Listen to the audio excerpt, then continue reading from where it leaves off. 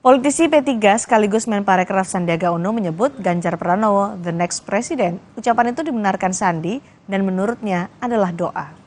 Ketua Badan Pemenangan Pemilu Partai Persatuan Pembangunan Sandiaga Uno menjelaskan soal ucapannya yang menyebut Ganjar sebagai the next president. Ucapan itu dilontarkan Sandi saat keduanya bertemu usai beribadah haji di Arab Saudi.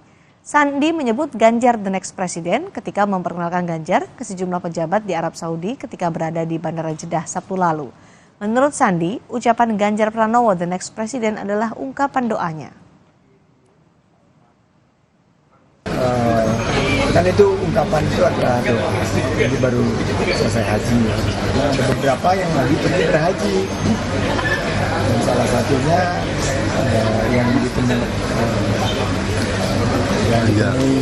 hari itu adalah Ganjar.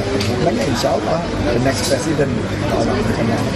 Kalau saya, karena saya ini sekarang sebagai ketua Bapilu P3, tugas saya untuk memastikan semua upaya dan kita mendoakan agar Pak Ganjar bisa mendapatkan menjadi pilihan.